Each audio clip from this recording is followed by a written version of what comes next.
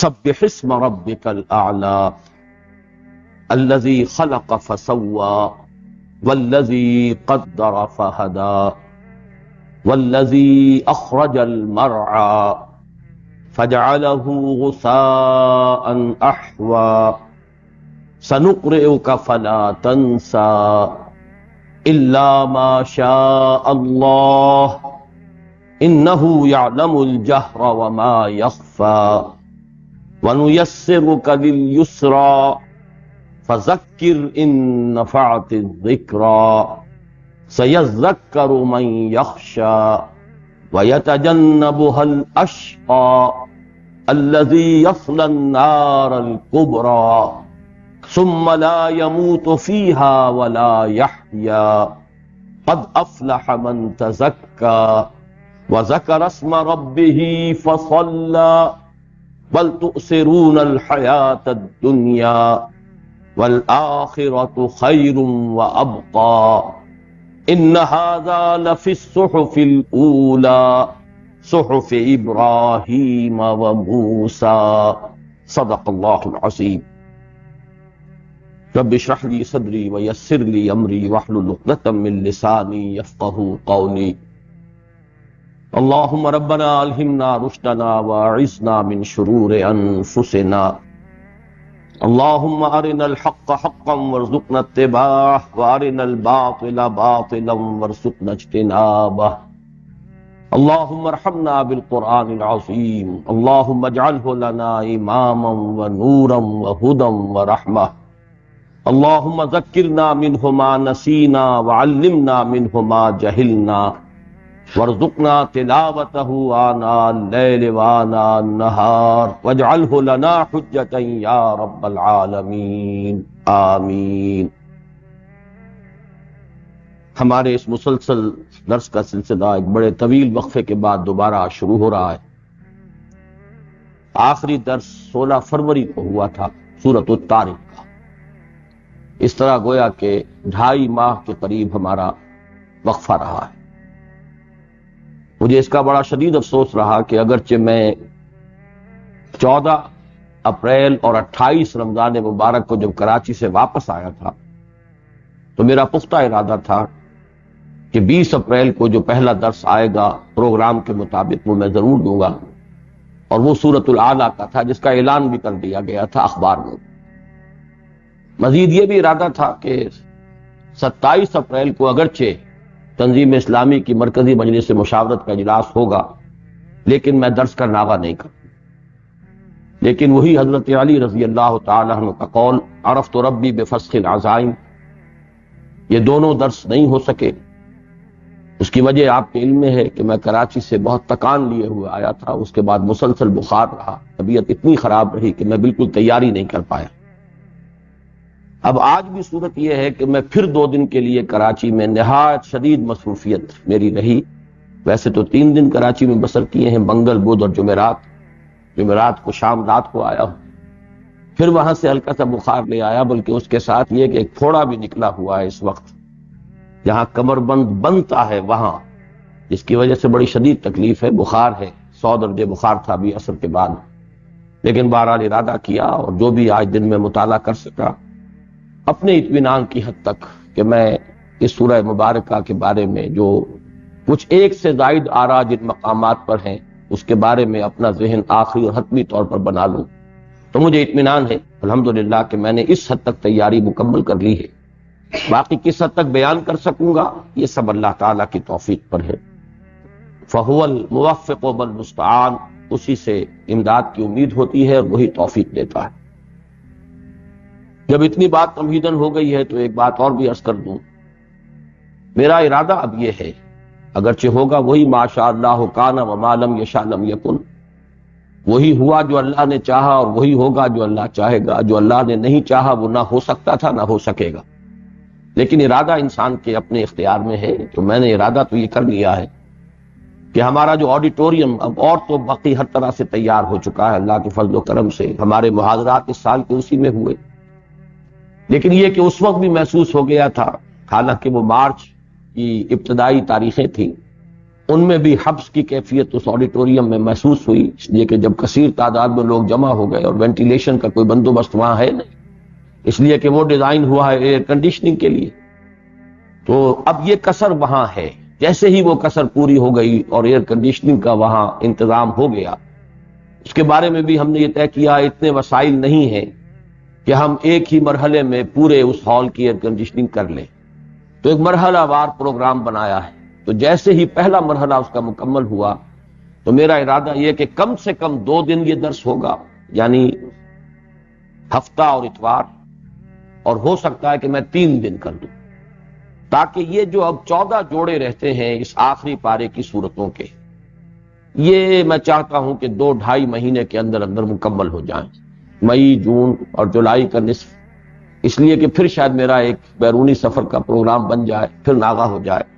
تو میں نے یہ سارا تذکرہ آپ سے اس لیے کیا ہے کہ دعا کریں کہ وہ مرحلہ جو ہے ایئر کنڈیشننگ کا مرحلہ، وہ بھی اس درجے میں ضرور طے ہو جائے، پورا ہو جائے کہ ہم وہاں پر آغاز کر سکیں، اور پھر اللہ تعالیٰ صحت عطا فرمائے اور ہمت دے کہ میں اپنے اس ارادے پر عمل کر سکوں کہ کم سے کم 2، ورنہ اگر ممکن ہوا تو 3 درس ہفتے میں دے کر چاہتا ہوں کہ بقیہ جو صورتیں ہیں اس آخری پارے کی ان کو میں جلد از جلد مکمل کروں۔ آپ بھی اس کے لیے اللہ سے دعا فرمائیں۔ اب آئیے سورۃ الاعلیٰ جو ہے، اس کے بارے میں اس سے پہلے کہ ہم اس کا لفظ برفظ مطالعہ شروع کریں، چند بنیادی باتیں ذہن میں پھر تازہ کر لیں۔ میں نے یہ کئی مرتبہ عرض کیا کہ سورہ مزمل کے بعد سے اور اختتام مصحف تک، سورۃ الناس تک، یہ جتنی بھی صورتیں ہیں یہ بالکل واضح طور پر جوڑوں کی شکل میں ہیں۔ ویسے تو اکثر و بیشتر صورتیں قرآن مجید کی جوڑوں کی صورت میں ہیں، لیکن یہ ہے کہ کہیں کہیں منفرد مزاج کی صورتیں بھی آ جاتی ہیں، کہیں کہیں 3 صورتوں کے گروپ بھی ہیں، کہیں 4 صورتوں کے گروپ بھی ہیں، لیکن یہ کہ یہ سورہ مزمل کے بعد سے اور سورۃ الناس تک نمایاں طور پر، واضح طور پر یہ تمام صورتیں جوڑوں کی شکل میں ہیں اور ان میں کوئی منفرد مزاج کی صورت نہیں ہے۔ یہ جو جوڑا ہے حسین و جمیل، سورۃ الاعلیٰ اور سورۃ الغاشیہ، اس میں جو نسبت زوجیت ہے، جوڑے ہونے کا جو معاملہ ہے، اس کو یوں سمجھیے کہ سب سے نمایاں معاملہ تو ہے ایک حکم جو اللہ نے اپنے رسول صلی اللہ علیہ وسلم کو دیا، فذکر۔ یہ تو یوں سمجھیے کہ فذکر کا لفظ جو ہے اس ڈور کے مشابہ ہے جس میں موتی پروئے جاتے ہیں۔ اس لفظ میں در حقیقت یہ دونوں صورتیں پروئی ہوئی ہیں۔ سورۃ الاعلیٰ میں آج ہم پڑھیں گے فذکر ان نفعت الذکریٰ، اور سورۃ الغاشیہ میں فذکر انما انت مذکر لست علیہم بمسیطر۔ یہ لفظ گویا کہ سب سے نمایاں قدر مشترک ہے، اور اسی کے حوالے سے یہ بات نوٹ کر لیں کہ حضور صلی اللہ علیہ وسلم کا یہ معمول تھا، بعض روایات سے معلوم ہوتا ہے، خصوصاً حضرت نعمان ابن بشیر رضی اللہ تعالیٰ عنہ کی روایت ہے جو مسلم شریف میں بھی ہے، نسائی میں بھی ہے، ابو داؤد میں بھی ہے، صحیحین میں سے صحیح مسلم میں بھی روایت موجود ہے کہ حضور صلی اللہ علیہ وسلم کا یہ معمول تھا کہ آپ عیدین میں اور جمعے میں ان 2 صورتوں کی تلاوت فرماتے تھے، پہلی رکعت میں عیدین میں بھی اور جمعے میں بھی سورۃ الاعلیٰ، دوسری رکعت میں سورۃ الغاشیہ۔ اور اس میں در حقیقت یہی بنیاد معلوم ہوتی ہے کہ یہی وہ نمازیں ہیں جن کے ساتھ خطبے ہیں، عیدین کے ساتھ بھی خطبہ ہے، فرق صرف یہ ہے کہ وہ خطبہ نماز کے بعد ہے اور جمعے سے پہلے خطبہ ہے، اور خطبے کا مقصد ہے تذکیر، یاد دہانی، تعلیم۔ وہ جو ایمانی حقائق ہیں اگر ان پر کچھ پردے پڑ گئے ہوں، کچھ گرد و غبار آ گیا ہو آئینہ قلب پر، ایمانی حقائق جو ہیں اتنے اجاگر نہ رہے ہوں آئینہ قلب میں، ان کو پھر نکھارا جائے، اجاگر کیا جائے، واضح کیا جائے۔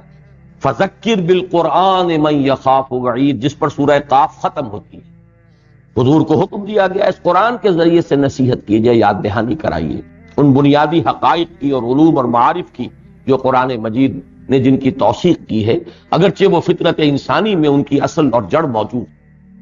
بہرحال یہ جو خطبے ہیں ان کا اصل مقصد ہے تذکیر، اور ان دونوں صورتوں میں چونکہ یہ لفظ آیا ہے نمایاں طور پر فذکر ان نفعت الذکریٰ، فذکر انما انت مذکر لست علیہم بمسیطر، تو حضور نے اسی مناسبت سے، معلوم ہوتا ہے واللہ عالم حضور کے انتخاب کا کوئی اور سبب بھی ہو سکتا ہے، کوئی اور بنیاد بھی ہو سکتی ہے، لیکن یہ کہ روایات سے ثابت ہے کہ حضور کا یہ انتخاب تھا، جمعے کی نماز کے لیے اور عیدین کی نماز کے لیے.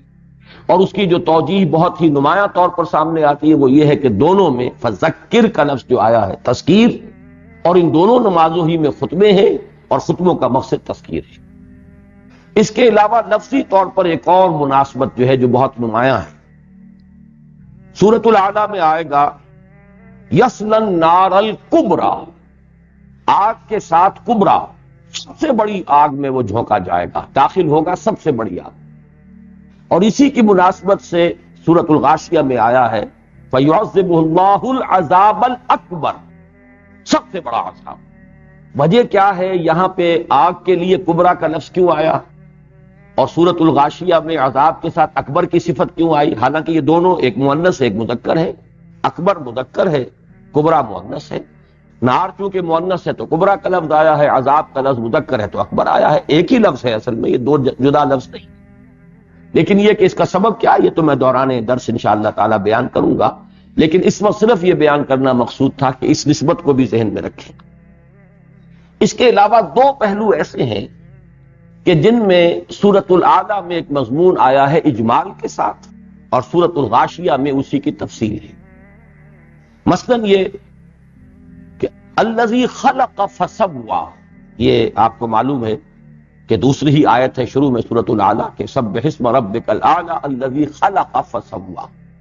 اب اس کی شرح ہے جو آخری صورت میں آپ کو ملے گی، اور وہاں پر چار نمایاں چیزوں کی طرف اللہ کی تخلیق میں جو چار بہت نمایاں چیزیں تھیں اہل عرب کے لیے ان کی طرف اشارہ کیا. افلا ينظرون الى الابل كيف خلقت والى السماء كيف رفعت والى الجبال كيف نصبت والى الارض كيف سطحت. تو معلوم یہ ہوا کہ یہ چاروں آیات در حقیقت یہ جو اجمالاً آیا ہے معاملہ الذی خلق فسوی اس کی تفصیل پر مشتمل.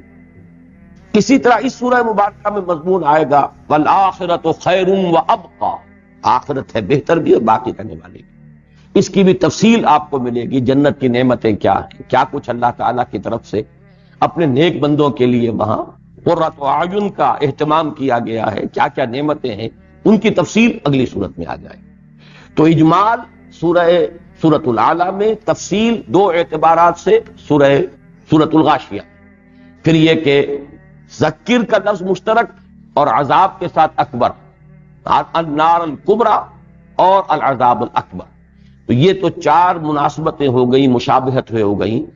ایک اعتبار سے اب نوٹ کر لیجئے کہ نسبت زوجیت میں جہاں مشابہت ہوتی ہے وہاں ایک دوسرا پہلو یہ ہوتا ہے کہ دو فرد جو ہیں اس جوڑے کے وہ مل کر کسی مقصد کی تکمیل کرتے ہیں.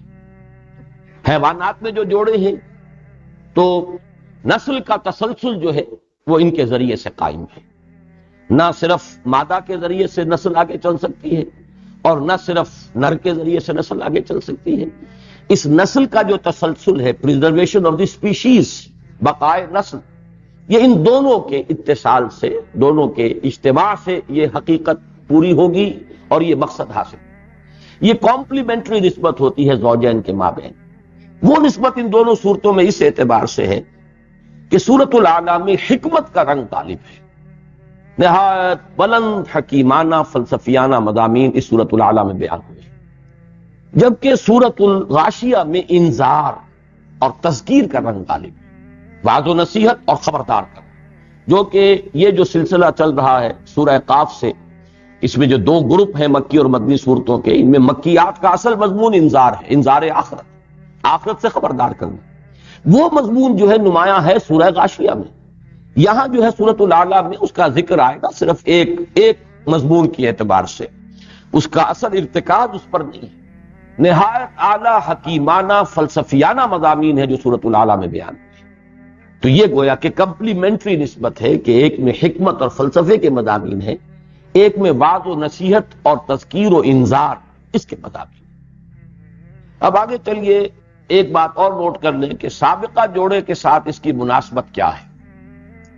اگرچہ جہاں تک میرا اندازہ ہے واللہ عالم، جو سابقہ جوڑا تھا ابھی میں نے مغرب کی نماز میں بھی اس کی تلاوت کی ہے، والسماء ذات البروج سورۃ البروج، والسماء والطارق سورۃ الطارق، اس کے بعد یہ جوڑا آ رہا ہے، پہلا جوڑا وہ تھا. اس کا زمانہ نزول واضح طور پر محسوس ہوتا ہے کہ وہ دور ہے مکی، آپ کی حضور صلی اللہ علیہ وسلم کے جو حیات طیبہ کا مکی دور ہے، آغاز وحی کے بعد سے لے کر ہجرت تک، اس میں وہ زمانہ کہ جس میں رد و قدح بہت تیز ہو گئی تھی، بڑی شدت آ گئی تھی مخالفت میں، اس لیے کہ اس میں تعذیب المسلمین کا ذکر ہے، جیسے کہ سابقہ ایک تاریخی مرحلے پر جو اہل توحید تھے انہیں زندہ آگ میں جلایا گیا، اس کا ذکر ہے۔ پھر سورۃ الطارق کے آخر میں حضور سے کہا جا رہا ہے بڑی تاکید کے ساتھ، نبی جلدی نہ کیجئے، انہیں مہلت دیجئے، یہ ہماری پکڑ سے بچ کر نکلنے والے نہیں ہیں، ہم جب چاہیں گے انہیں پکڑ لیں گے، ان کی ہماری گرفت سے باہر جانے والے نہیں ہیں۔ لیکن آپ ذرا فَمَهِّلِ الْكَافِرِينَ أَمْهِلْهُمْ رُوَيْدًا، ایک ہی آیت میں امہال کا لفظ بھی آیا، تمہیل کا لفظ بھی آیا، تو اے نبی مہلت دیجئے انہیں، ذرا آپ جلدی نہ کیجئے ان کے بارے میں، یا یہ خطاب حضور سے ہے براہ راست، یا حضور کی وساطت سے صحابہ کرام سے ہے، یہ تو اپنی جگہ ایک علیحدہ مضمون ہے جس کی میں تفصیل بیان کر چکا ہوں سورۃ الطارق کے درس میں، لیکن یہ کہ یہ تاکیدی حکم ہے کہ ان کے بارے میں جلدی نہ کیجئے، مہلت دیجئے۔ تو ظاہر ہے کہ یہ صورتیں اسی دور سے متعلق ہو سکتی ہیں جبکہ مکے میں حالات جو ہیں، حضور کی مخالفت جو ہو رہی تھی اور معاندین کی طرف سے جو پرسیکیوشن ہو رہی تھی صحابہ کرام کی، اس میں شدت آ چکی، جبکہ یہ جوڑا جو ہے جو سامنے آ رہا ہے اب سورۃ الاعلیٰ اور سورۃ الغاشیہ کا، یہ محسوس ہوتا ہے بالکل ابتدائی دور کی صورتوں میں سے، ان کا زمانہ نزول سورۃ الضحیٰ اور سورۃ الانشراح سے مشابہ معلوم ہوتا، لیکن یہ کہ ان دونوں میں ایک انٹرلاکنگ ہے۔ فَمَهِّلِ الْكَافِرِينَ أَمْهِلْهُمْ رُوَيْدًا، جس پر سورۃ الطارق ختم ہوئی، اس میں بھی اس بات کی طرف اشارہ ہے کہ معاملات میں تدریج ہوتی ہے، اللہ کی حکمت جو ہے تمام معاملات میں اللہ تعالیٰ تدریجاً فیصلے کرتا ہے، تدریجاً اس کے فیصلوں کا ظہور ہوتا ہے، جیسے تخلیق ہے، تسویہ ہے، تقدیر ہے، ہدایت ہے، جو اہم ترین فلسفیانہ مضمون آ رہا ہے اس سورہ مبارکہ کے شروع میں، سبح اسم ربک الاعلی الذی خلق فسوی والذی قدر فہدی والذی اخرج المرعی فجعلہ غثاء احوی، یہ معاملات رفتہ رفتہ تدریجاً ظہور میں آتے ہیں، تو اے نبی یہ معاملہ بھی آپ کو ابھی دعوت دینی ہے، اتمام حجت کرنا ہے، پھر جب ثابت ہو جائے گا کہ ان میں کوئی خیر نہیں ہے پھر اللہ کا عذاب بھی آئے گا، اللہ انہیں نسیہ منسیہ بھی کر دے گا، لیکن فوری طور پر نہیں، جیسے کوئی پودا جو ہے آج اس کی سوئی نکلی، اس کی دو پتیاں نمایاں ہوئی، وقت لگے گا، وہ آم کا تناور درخت بھی بن جائے گا، ایک وقت آئے گا اس میں آم کا پھل بھی لگے گا، لیکن یہ کہ یہ سارے کام جو ہیں سہج سہج ہوتے ہیں، سہج پکے سو میٹھا ہو، اس میں تدریج ہے۔ تو یہ فَمَهِّلِ الْكَافِرِينَ أَمْهِلْهُمْ رُوَيْدًا، اب تمہیل باب تفعیل ہے، سبح بھی باب تفعیل ہے، سبح تسبیح سے بنا ہے، خلق فسوى تسویہ باب تفعیل ہے، اسی طریقے سے قدرہ تقدیر باب تفعیل ہے، تو یہ ایک مناسبت ہے سورۃ الطارق کے اختتامی آیات میں، اختتامی مضمون میں، اور یہ سورۃ الاعلیٰ کی ابتدائی آیات۔ اب اس جوڑے میں سے جو پہلا فرد ہے یعنی سورۃ الاعلیٰ، اس کے بارے میں چند باتیں نوٹ کر لیجئے۔ ایک بات تو میں عرض کر چکا ہوں کہ ان کا زمانہ نزول جو ہے وہ بہت قریب ہے سورۃ الضحیٰ اور سورۃ الانشراح کے، اور یہ بات بھی نوٹ کر لیں کہ یہ سورہ مبارکہ 10 سورتوں کی صدر نشین ہے جو بعد میں آئیں گی۔ یہ 10 سورتیں جو ہیں ان میں آپ دیکھیں گے کہ خصوصی خطاب حضور کے ساتھ تدریجاً ایک جو اپنے نقطہ عروج کو پہنچے گا، اور وہ نقطہ عروج جو ہے وہ سورۃ الضحیٰ اور سورۃ الانشراح ہے، خصوصی خطاب حضور سے۔ تو یہ 10 سورتیں جو یہاں سے شروع ہوئی ہیں، سورۃ الاعلیٰ، سورۃ الغاشیہ، سورۃ الفجر، پھر سورۃ البلد، پھر سورۃ الشمس، سورۃ اللیل، سورۃ الضحیٰ، سورۃ الانشراح، پھر سورۃ التین، اور پھر اقرأ باسم ربک الذی خلق سورہ علق، یہ 10 سورتوں کی صدر نشین پریزائڈنگ پوزیشن میں یہ سورۃ الاعلیٰ ہے۔ جیسے میں نے عرض کیا تھا، اگر یاد ہو کہ جو پچھلا گروپ تھا مکی صورتوں کا، سورہ قاف سے لے کر سورہ واقعہ تک، ان میں سورہ قاف کی حیثیت وہی تھی، وہ صدر نشین صورت ہے ان تمام صورتوں میں۔ باقی 3 جوڑے ہیں، سورہ زاریات، سورۃ الطور ایک جوڑا ہے، سورۃ النجم، سورۃ القمر ایک جوڑا ہے، سورہ رحمان، سورۃ الواقعہ ایک جوڑا ہے، لیکن یہ جو ہے ان تینوں جوڑوں کے اوپر گویا کہ کرسی صدارت پر متمکن ہے سورۃ قاف۔ بالکل یہی معاملہ ہے اگلی اب 10 سورتوں کے لیے جس کا آغاز ہو رہا ہے سورۃ الاعلیٰ سے۔ یہ گویا کہ ایک انڈیکس بن جائے گا، اس کے ایک ایک مضمون۔ اب یہاں پہ آپ کو صرف ایک لفظ ملے گا ایک آیت میں، قد افلح من تزکا، اسی کی شرح آپ کو سورۃ دوحہ سورۃ الشمس میں ملے گی، قد افلح من زکاہا وقد خاب من دساہا۔ پھر اس کی مزید شرح آپ کو ملے گی سورۃ اللیل میں، فاما من اعطى واتقى وصدق بالحسنى فسنيسره لليسرى واما من بخل واستغنى وكذب بالحسنى فسنيسره للعسرى۔ اسی طریقے سے یہاں ایک آیت آئے گی، سنيسرك لليسرى فسنيسرك لليسرى۔ اب یہی تیسیر جو ہے اب سورۃ اللیل میں آپ نے دیکھا، فاما من اعطى واتقى وصدق بالحسنى فسنيسره لليسرى واما من بخل واستغنى وكذب بالحسنى فسنيسره للعسرى۔ اور پھر سورۃ الانشراح میں ان مع العسر یسرا ان مع العسر یسرا۔ تو مضامین کی بڑی گہری مناسبت ہے سورۃ الاعلیٰ سے لے کر اور سورۃ العلق، اور سورۃ الاعلیٰ کی حیثیت جو ہے ان میں گویا کہ صدر نشین کی ہے۔ ان 10 سورتوں کے جھرمٹ میں یہ سورہ مبارکہ جو ہے یہ گویا کہ کرسی صدارت پر متمکن۔ اس سورہ مبارکہ کے ساتھ حضور صلی اللہ علیہ وسلم کو ایک خاص محبت تھی، چنانچہ مسند احمد میں یہ روایت حضرت علی سے موجود ہے، ان کا قول موجود ہے کہ نبی اکرم صلی اللہ علیہ وسلم کو اس سورہ مبارکہ سے بہت محبت تھی۔ ویسے تو حضور کے لیے تو قرآن مجید کا ایک ایک لفظ بہت ہی محبوب تھا، بہت ہی آپ کو شدت تھی محبت میں قرآن مجید کے ساتھ، وہی تو در حقیقت آپ کی آنکھوں کی ٹھنڈک، آپ کے لیے جو ہے قلب کی راحت، اس کا سارا سامان تو اسی قرآن میں ہے۔ لیکن یہ کہ بعض مقامات سے خصوصی مناسبت، بعض صورتوں سے خصوصی محبت، خصوصی تعلق خاطر یہ ثابت ہے۔ تو اس سورہ مبارکہ سے حضرت علی رضی اللہ تعالیٰ عنہ کے قول کے مطابق کہ جو مسند احمد میں موجود ہے رحمہ اللہ، احمد ابن حنبل رحمۃ اللہ علیہ نے جو مجموعہ مرتب کیا ہے، اس میں ہے کہ حضور کو اس صورت سے خصوصی محبت۔ اب اس کا ایک مظہر ہے جو میں آپ کو نوٹ کرا دینا چاہتا ہوں۔ یہ جو دونوں صورتوں کے جوڑے کی شکل میں پڑھنے کا معاملہ ہے وہ ہے عیدین اور جمعے کی نمازوں میں۔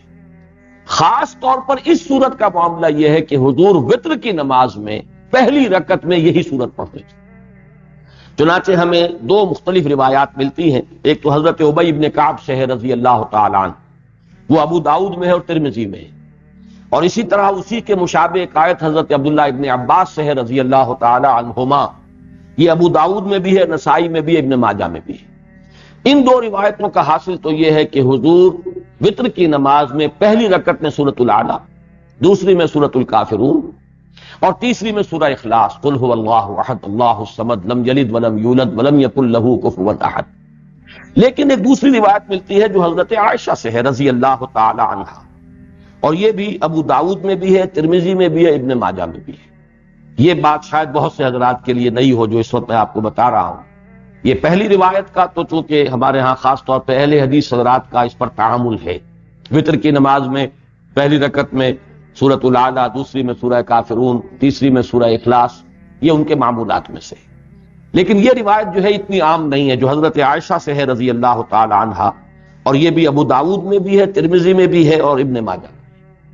اس کا حاصل یہ ہے کہ پہلی رکعت میں آپ سورۃ الاعلیٰ پڑھتے تھے، دوسری میں سورہ کافرون، اور تیسری میں سورہ اخلاص اور معوذتین، 3 سورتوں کو آپ جمع کرتے تھے۔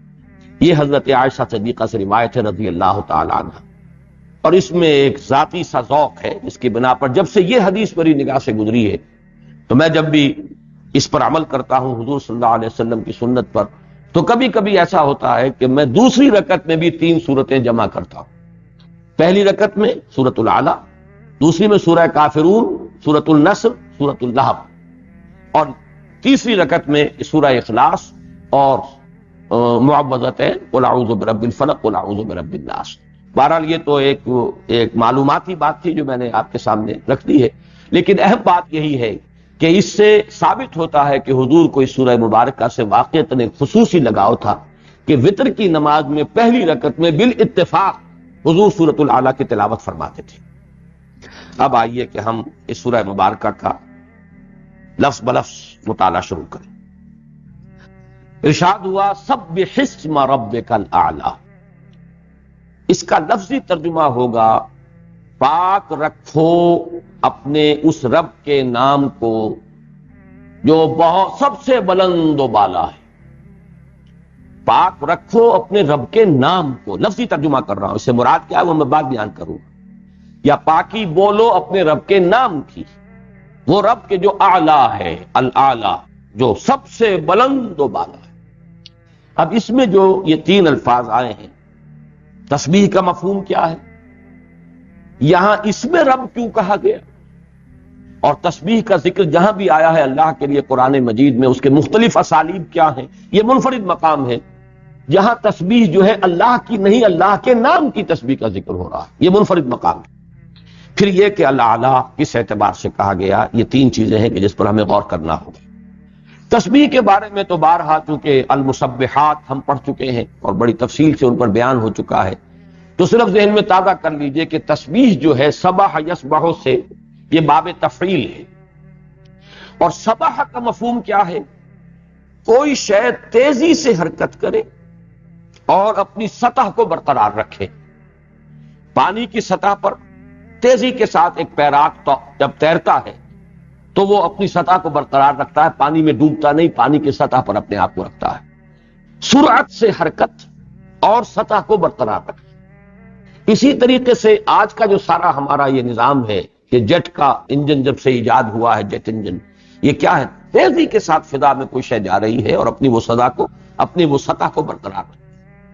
چنانچہ یہی لفظ آیا ہے اجرام سماویہ کے لیے، کل فی فلک یسبحون، سبح یسبح، یہ تمام اجرام سماویہ جو ہیں اپنے اپنے مدار میں تیر رہے ہیں، جو بھی ان کے لیے اللہ تعالیٰ کی طرف سے مدار معین ہو گیا ہے، بڑی تیزی سے گردش میں ہے لیکن اپنی سطح پر برقرار ہے، اپنے مدار سے ادھر سے ادھر نہیں ہوتے۔ سبح یسبح کے معنی تیزی کے ساتھ حرکت کرتے ہوئے اپنی سطح پر برقرار رہنا۔ یہ گویا کہ اس کو ہم کہتے ہیں کہ یہ فعل لازم ہے، خود یہ کام کرنا۔ اسی سے تسبیح جو ہے باب تفعیل میں یہ فعل متعدی بن گیا، کسی شے کو اس کی سطح پر برقرار رکھنا، کسی شے کو نیچے نہ گرنے دینا، یہ اس کی تسبیح ہوگی۔ اس شے کو اس کے اصل مقام پر برقرار رکھنا، یہ ہے تسبیح کے لفظی معنی۔ اب اللہ کی تسبیح سے مراد کیا ہے؟ اللہ کی تسبیح سے مراد یہ ہے کہ اللہ کی جو شان رفیع ہے، جس کو یہاں الاعلیٰ سے کہا گیا، بلند و برتر شان، اس کی شان کو کسی اعتبار سے گھٹایا نہ جائے، کسی اعتبار سے اسے مخلوقات سے مشابہ نہ قرار دے دیا جائے۔ یہی شرک ہے، اللہ کو کسی بھی پہلو سے مخلوق کے مشابہ قرار دے دو، یا مخلوق میں سے کسی کو کسی بھی اعتبار سے اللہ کا ہمسر بنا دینا۔ ایک میں ہے اوپر سے نیچے اللہ کو لایا جا رہا ہے، اور ایک میں مخلوق میں سے کسی کو اٹھا کر اللہ کے برابر کیا جا رہا ہے۔ شرک کی یہی دو صورتیں ممکن ہیں۔ لیکن یہاں پر لفظ تسبیح کے حوالے سے سمجھیے کہ اللہ کی ذات کے ساتھ کوئی ایسا تصور وابستہ نہ ہو جائے کہ جو اس کے شایان شان نہ ہو، جو اس کی شان رفیع سے مناسبت نہ رکھتی۔ اب اس کو جب ہم آسان مفہوم میں بیان کریں گے تو اب یہ کیا کہیں گے ہم اس کو؟ تسبیح کے معنی ہوں گے اس حقیقت کا ادراک، اعتراف، اعلان کہ اللہ میں کوئی نقص نہیں، کوئی ضعف نہیں، کوئی احتیاج نہیں، کسی پہلو سے کوئی کوتاہی نہیں۔ اللہ ہر نقص سے، ہر عیب سے، ہر ضعف سے، ہر احتیاج سے اعلیٰ ہے، منزہ ہے، ارفع۔ یہ تصور ہے تسبیح کا۔ یہ تنزیہی تصور ہے، یعنی سلبی تصور ہے۔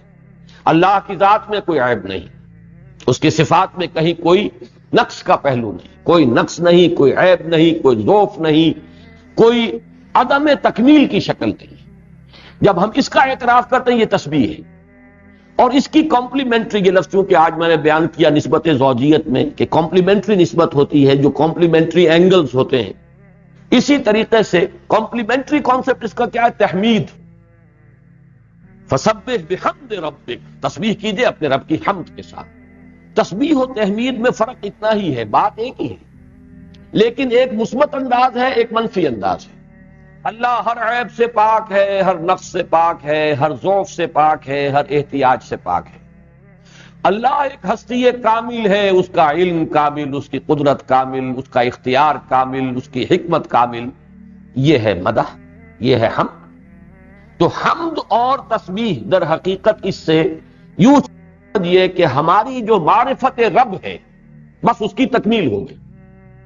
اللہ کی ذات کو تو ہم جان ہی نہیں سکتے، وراء الورا ثم وراء الورا ثم وراء الورا، اس کی ذات کو ہم نہیں جان سکتے. العجز عن درک الذات ادراک والبحث عن کنہ الذات اشراک.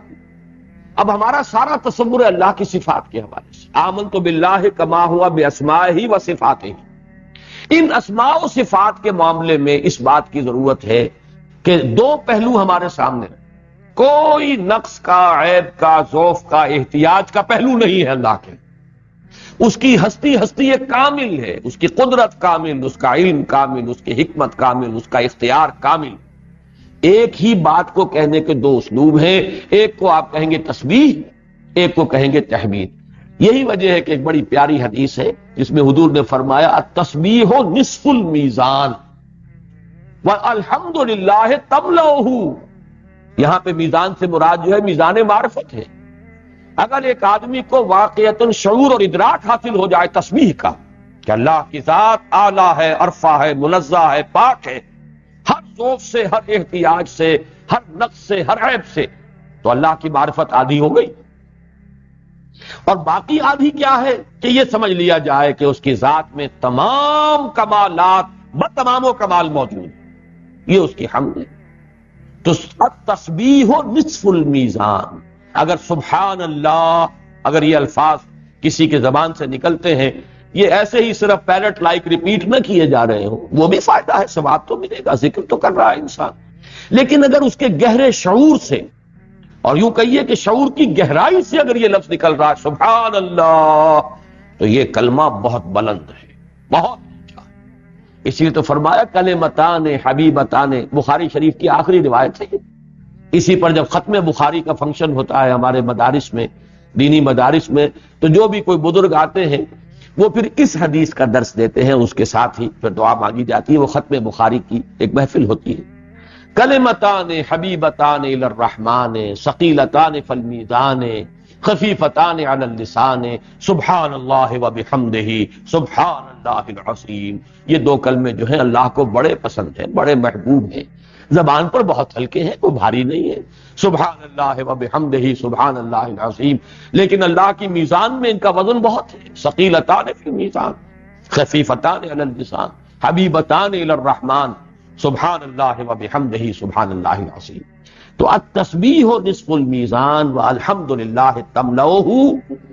تسبیح جو ہے وہ اللہ تعالیٰ کی معرفت کی آدھی میزان تو اس سے پر ہو گئی، پلڑا جو ہے آدھا اس سے پر ہو گیا، اور بقیہ آدھا جو ہے والحمد للہ تملؤہ، اس سے وہ پورا جو ہے میزان معرفت رب مکمل ہو جاتی ہے. یہ تو ہوا لفظ تسبیح کے حوالے سے چند باتیں جو بار بار بیان ہوئی ہے، پھر ان کا اعادہ کر دیا گیا. لیکن جیسا کہ میں نے عرض کیا تھا یہ منفرد مقام ہے، اس لیے کہ تسبیح کا ذکر قرآن مجید میں اس طور سے بھی آتا ہے کہ بغیر صلے کے، کوئی با لام کوئی شے نہیں. جیسے فرمایا وَمِنَ اللَّيْلِ فَاسْجُدْ لَهُ وَسَبِّحْهُ لَيْلًا طَوِيلًا. معلوم یہ ہوا کہ اللہ کی تسبیح ہو کی ضمیر جو ہے وہ ملحق آ رہی ہے، نہ بے درمیان میں ہے با، نہ لام درمیان میں. ایک انداز تو یہ ہے، اس میں تو لازماً اس کا مطلب ہے تسبیح اللہ کی ہو رہی ہے. اسی طرح کا ایک اسلوب وہ ہے جو 5 صورتیں ہیں المسبحات، ان میں 6 مرتبہ اسلوب آیا ہے. سبح للہ یسبح للہ، 3 مرتبہ سبح للہ آیا ہے. یہ آغاز میں آیا ہے سورہ حدید اور سورہ حشر اور سورہ صف کے. 3 مرتبہ یسبح للہ آیا ہے، 1 مرتبہ سورہ حشر کے اختتام پر اور 2 مرتبہ سورہ جمعہ اور سورہ تغابن کے آغاز میں. تو یہاں پہ لام حرف جار جو ہے اس سے تعدیہ ہوا ہے، فعل متعدی بنایا گیا ہے صلے کے ساتھ. سبح للہ ما فی السماوات والارض، سبح للہ ما فی السماوات وما فی الارض، یسبح للہ ما فی السماوات والارض، یسبح للہ ما فی السماوات وما فی الارض. یہاں بھی بات واضح ہو گئی کہ تسبیح جو ہے وہ در حقیقت اللہ کی. 3 جگہ پر قرآن میں آیا ہے، اور یہ آپ نوٹ کر لیجئے کہ اس کے بارے میں یہ روایت موجود ہے احمد اور ابو داؤد اور ابن ماجہ وغیرہ میں، حضرت عقبہ ابن عامر جوہنی رضی اللہ تعالی عنہ سے، کہ جب یہ صورت نازل ہوئی سبح اسم ربک الاعلی، تو حضور نے فرمایا کہ اس کو اپنے سجدوں میں رکھو، سبحان ربی الاعلی سبحان ربی الاعلی. در حقیقت اسی حکم کی ہم تعمیل کرتے ہیں سجدے. اور سورہ واقعہ میں آیت آئی ہے 2 مرتبہ، فسبح بسم ربک العظیم، اور اسی پہ سورہ حاقہ ختم ہوئی ہے، فسبح بسم ربک العظیم۔ جب یہ آیت نازل ہوئی حضور نے فرمایا اسے اپنے رکوع میں رکھو، سبحان ربی العظیم سبحان ربی العظیم فسبح بسم ربک العظیم۔ لیکن یہاں بھی اسم کا لفظ تو آیا ہے، براہ راست نہیں آیا، بلکہ با درمیان میں ہے، فسبح بسم ربک العظیم۔ یہاں بھی ثابت ہو گیا تسبیح اللہ کی ذات کی ہے، اللہ کے نام کی نہیں۔ یہ واحد مقام ہے پورے قرآن مجید میں جس میں کوئی نہ با ہے نہ لام ہے نہ براہ راست جو ہے اللہ تعالیٰ کی ذات جو ہے اس کو یہاں نمایاں کیا گیا ہے، بلکہ سبح اسم ربک الاعلی، تسبیح کرو اپنے رب کے نام کی، یعنی پاک کرو اپنے رب کے نام کو، پاکی بولو اپنے رب کے نام کی۔ یہ ہے جس سے کہ ایک سوالیہ نشان پیدا ہوتا ہے کہ یہ اسلوب کا فرق کیوں ہے۔ اس پر ایک رائے تو یہ ہے کہ در حقیقت یہاں پہ اسم کا لفظ جو ہے یہ زائد ہے، مراد اصل میں ذات رب ہے۔ اسم اور مسمى باہم ایسے لازم و ملزوم ہوتے ہیں کہ چاہے آپ مسمى کا ذکر کریں چاہے اسم کا ذکر کریں بات ہی ایک ہے، تو اس میں تو پھر کوئی اشکال نہیں رہتا، گویا کہ جو بات بغیر کسی صلے کے کہی گئی فسبح ہو اس کی تسبیح کرو، یا سبح للہ ہے تو اس میں کوئی فرق نہیں رہا اگر سبح اسم ربک الاعلی کہہ دیا گیا۔ لیکن یہ بات کو دل کو جچتی نہیں ہے۔ واقعہ یہ ہے کہ جب ایک اسلوب بدلا ہے تو اس کا کوئی مفہوم نہیں ہے، اور میں سمجھتا ہوں کہ زیادہ قوی رائے یہی ہے کہ یہاں پہ مراد نام کی تسبیح ہے، نام کو پاک رکھ، اس کی وجہ کیا ہے اس کو سمجھ لیجیے۔ اور اس کے لیے ہمیں قرآن مجید میں جو دوسرا مقام ملے گا وہ سورہ اعراف کی یہ آیت ہے، وَلِلَّهِ الْأَسْمَاءُ الْحُسْنَى فَادْعُوهُ بِهَا وَذَرُوا الَّذِينَ يُلْحِدُونَ فِي أَسْمَائِهِ سَيُجْزَوْنَ مَا كَانُوا يَعْمَلُونَ۔ دیکھو اللہ کے ہیں تمام اچھے نام، تو پکارو اس کو انہی ناموں کے ذریعے سے، اور دفع کرو چھوڑ دو اعراض کرو ان سے جو اس کے ناموں میں الحاد کر رہے ہیں، یقیناً انہیں بدلہ ملے گا اپنے آپ۔ تو ناموں میں الحاد سے مراد کیا؟ پہلی بات تو میں نے جو عرض کی تھی اس کو دوبارہ دہرا رہا ہوں کہ ہمارا چونکہ اللہ کے ساتھ جو بھی رابطہ قلبی اور ذہنی ہے، خاص طور پر ذہنی رابطہ، وہ اللہ کے اسماء کے حوالے سے، باقی ہم اللہ کی ذات کو تو جانتے نہیں۔ اسماء اور صفات کو کہنے میں ہم کہہ دیتے ہیں یہ 2 الفاظ علیحدہ علیحدہ ہیں، ایک اسم ہے ایک صفت ہے، لیکن حقیقت میں تو ایک ہی ہے۔ رحیم صفت ہے اور رحیم نام ہے، اس میں فرق کیا ہوا؟ قدیر صفت ہے، القدیر القادر یہ اللہ کا نام ہے۔ تو الف لام جب لگ گیا تو وہ معرفہ بن گیا، وہ اللہ کا نام ہو گیا، جب بغیر الف لام کے اور تنوین کے ساتھ ہے وہ صفت ہے۔ اسی لیے وہ ایمان مجمل کے الفاظ میں ان دونوں الفاظ کو جمع کر دیا گیا ہے، آمنت باللہ کما ہوا باسمائہ و صفاتہ، میں اللہ کو مانتا ہوں، اللہ پر ایمان لایا جیسے کہ وہ اپنے اسماء و صفات سے ظاہر۔ اس لیے در حقیقت اللہ کی پاکی کرنا یا پاکی بولنا، در حقیقت اس کے ناموں ہی کو پاک رکھنا جو ہے، یہی تو اس کا اصل مفہوم ہے۔ باقی ہم اس کی ذات کے بارے میں تو کچھ جان ہی نہیں سکتے۔ اس اعتبار سے اس مفہوم کی طرف اشارہ کرنے کے لیے اس آیہ مبارکہ میں سبح اسم ربک الاعلی، اس سے اہمیت سامنے آئی اللہ کے اسماء کی۔ اچھا، اسماء کے ساتھ کوئی غلط تصور ملحق کر لینے کے کیا کیا صورتیں ہیں جس کو الحاد کہا گیا؟ الحاد فی الاسماء، الحاد جو ہے لحد سے بنا ہے، لحد کے معنی ہوتے ہیں ٹیڑھ یا کجی۔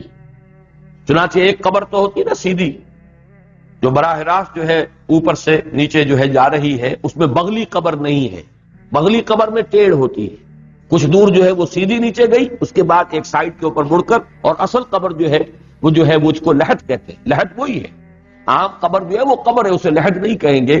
لحد اس قبر کو کہا جاتا ہے کہ جس کے اندر بغلی قبر بنتی ہے اور اس کے اندر ایک کجی آتی ہے۔ الحاد کے معنی ہے کسی شے میں کجی پیدا کرنا۔ اللہ کے ناموں میں کجی کس اعتبار سے؟ نمبر 1 یہ کہ جو نام اللہ کے شایان شان نہ ہو وہ نام خود رکھ دینا اور اس سے اس کو پکارنا۔ اور اس میں احتیاط کا پہلو یہ ہے کہ چاہے ہم یہ کہیں گے کہ اللہ میں تمام صفات کمال تمام و کمال موجود ہے، لیکن تعین کے ساتھ اللہ کے نام ہم وہی شمار کریں گے جو قرآن یا حدیث میں آئے۔ ہم اپنی طرف سے اچھا نام بھی رکھنا چاہیں یہ احتیاط کے خلاف ہو جائے گا، اس لیے کہ ظاہر بات ہے اسی کو کہتے ہیں توقیفی امور، وہ معاملات کے جو حضور کے بتانے پر موقوف ہے۔ ہمارا اپنا اجتہاد جو ہے اس میں کوئی کام نہیں کرے گا، ہماری اپنی استدلال اور استنباط جو ہے اس سے ہم کام نہیں لیں گے، بلکہ جو موقوف ہے حضور کے بتانے پر یا قرآن مجید میں اللہ کے بتانے پر۔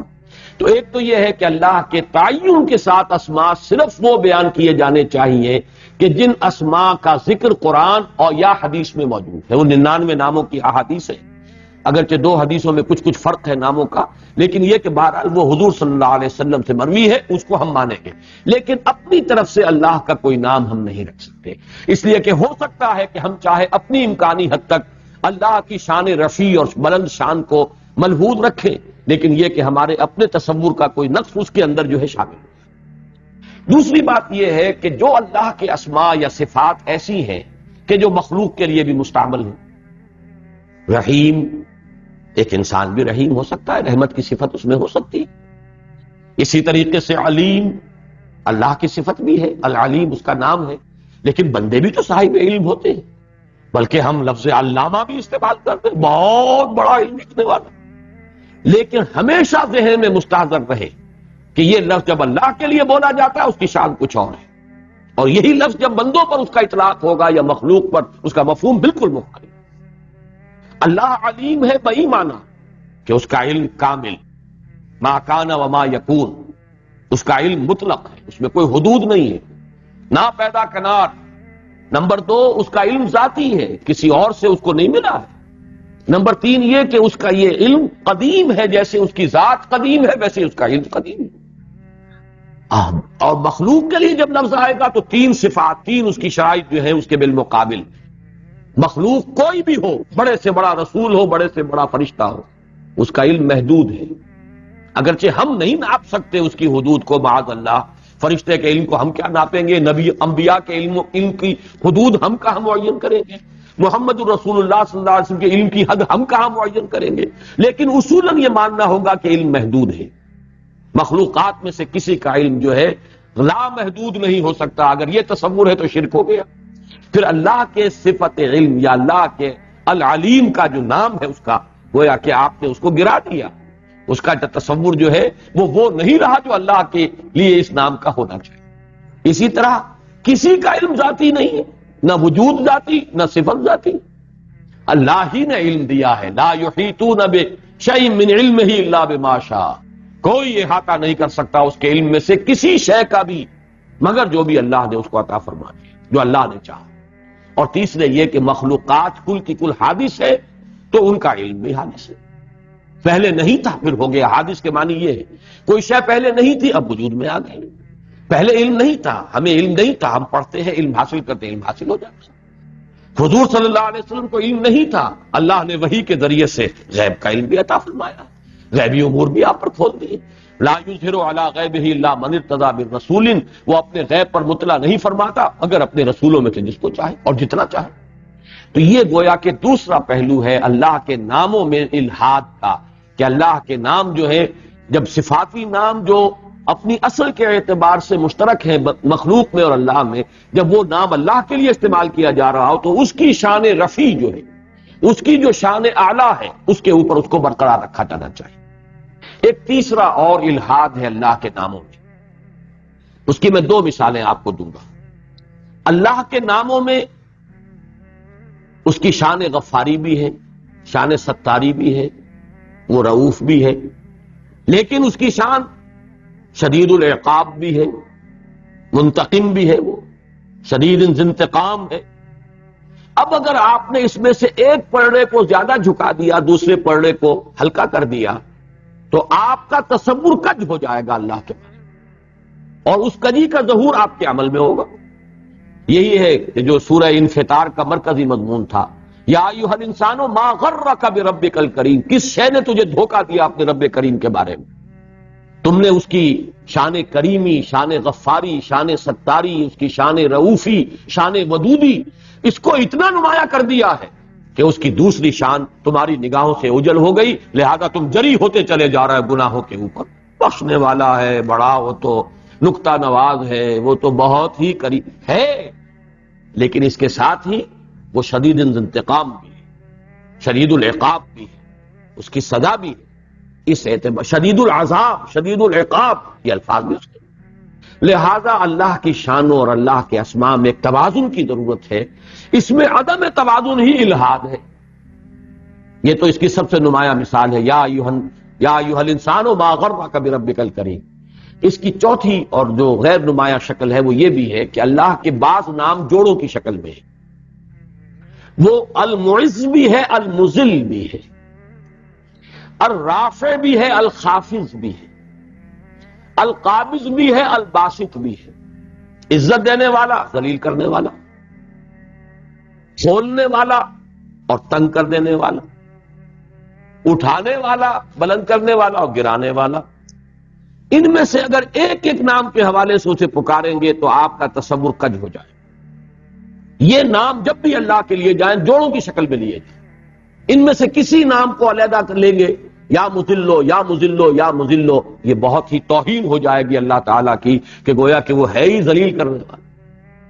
یہ دونوں لفظ یا معزو یا مذلو فدعوہ بہا کی میں اس وقت بیان کر رہا ہوں کہ فللہ الاسماء الحسنی فدعوہ بہا۔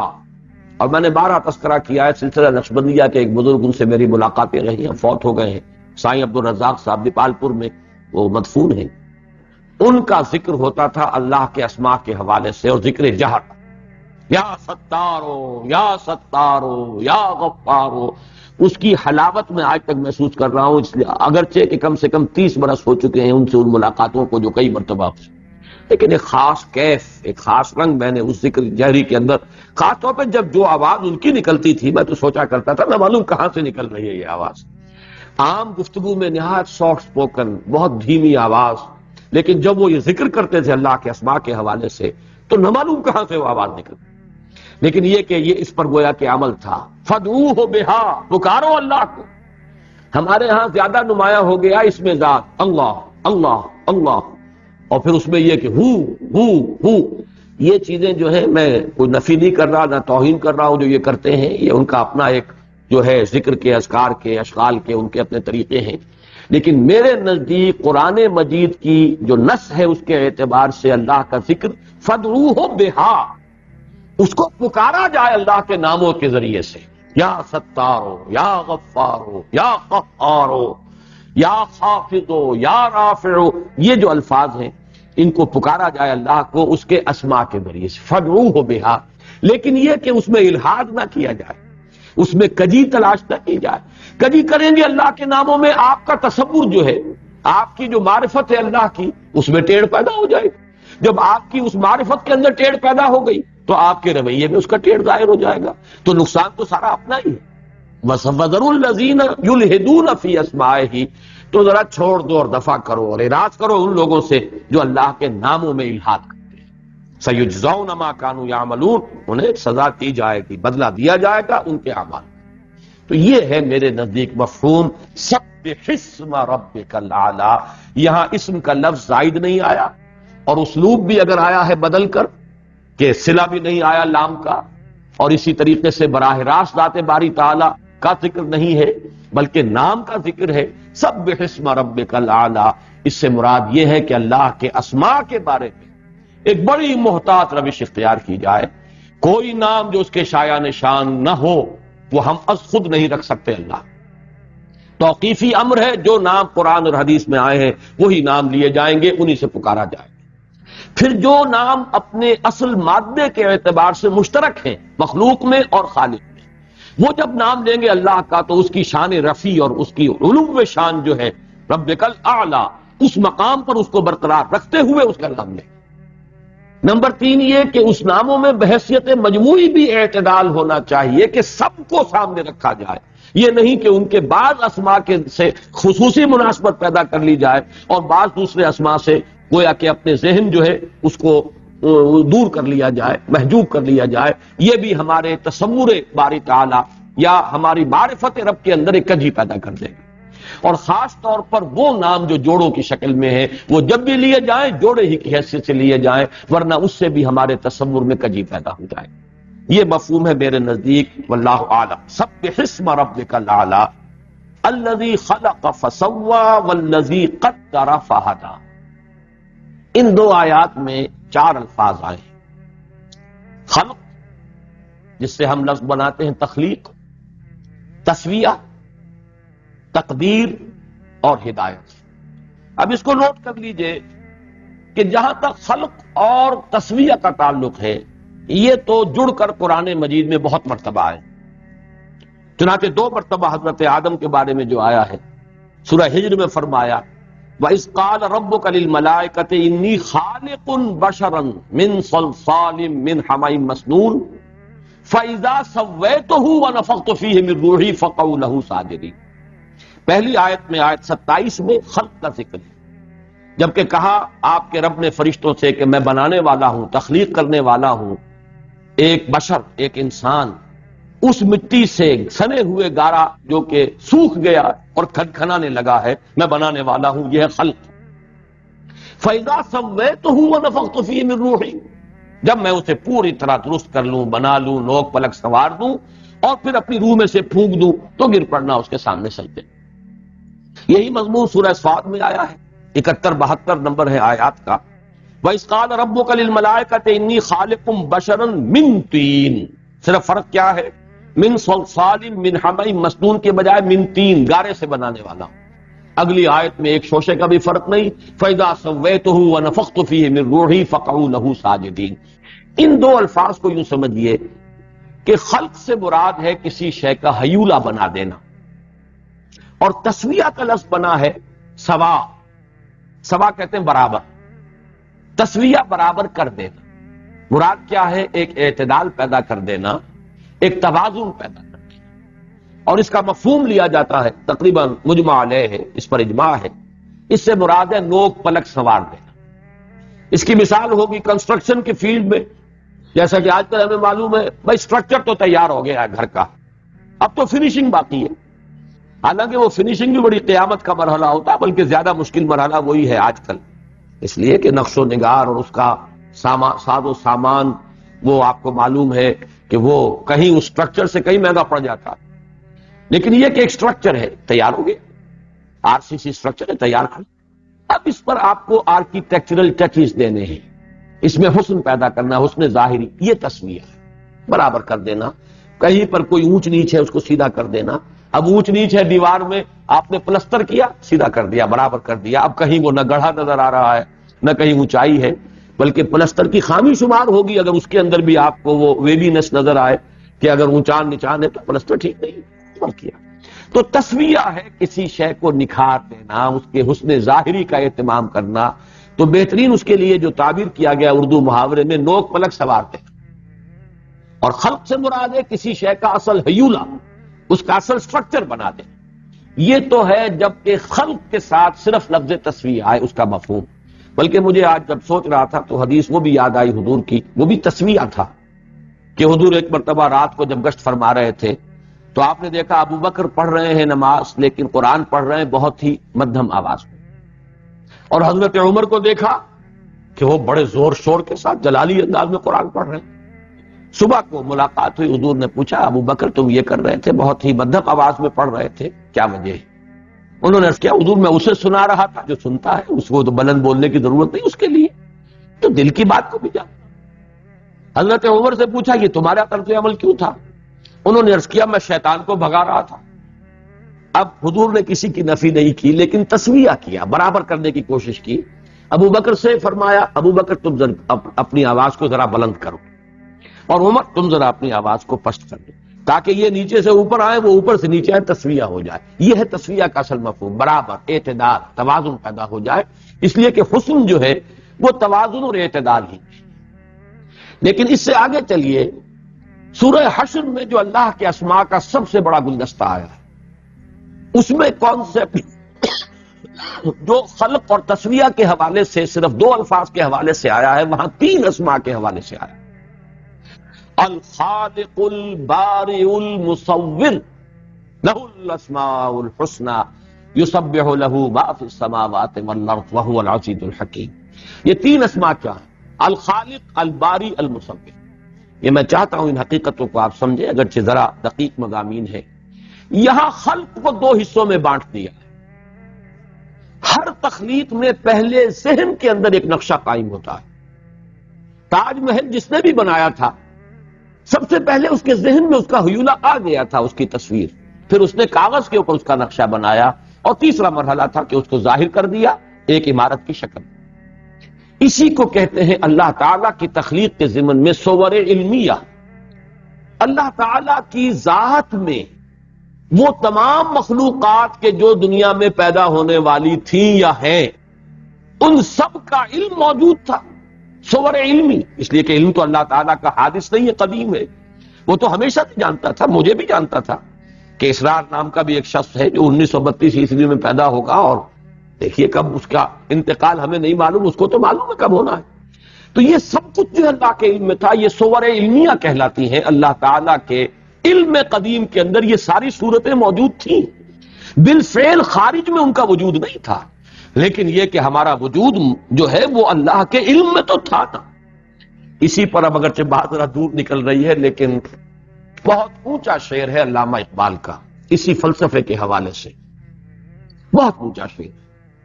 بضمیرت آرمیدم تو بے جوش خود نمائی، بکنارہ برف گندی در آبدار خود را۔ اے اللہ، میں تو تیرے اندر آرام سے سویا ہوا تھا، تیرے اندر تو میں تھا، تیرے علم میں تھا، تیرے علم میں تھا، تیرے وجود میں میں موجود تھا، اگرچہ وہ ایک خارجی حقیقت نہیں تھی، وہ ایک علمی حقیقت تھی۔ بضمیرت آرمیدم تو بجوش خود نمائی، تو نے اپنی قوت خلاقی کا اظہار فرمانے کے لیے مجھے خارج کے اندر بھی پیدا کر دیا، تو یہ میری تو غرض نہیں تھی، یہ تو نے مجھے پیدا کیا ہے۔ بضمیرت آرمیدم تو بجوش خود نمائی، بکنارہ برف گندی در آبدار خود را۔ کس قدر پیاری تمثیل لائے ہیں۔ دیکھیے سی پی بند ہوتی ہے اس کا منہ، اس سی پی کے اندر وہ موتی جو ہے وہ بن رہا ہے، لیکن یہ موتی جو سی پی کے اندر ہے کسی نے دیکھا ہی نہیں۔ کیا پتا سی پی نے کیا شے بنائی ہے، کیا خوبصورت شے اس نے اپنے اندر جو ہے اس کی تخلیق کی ہے۔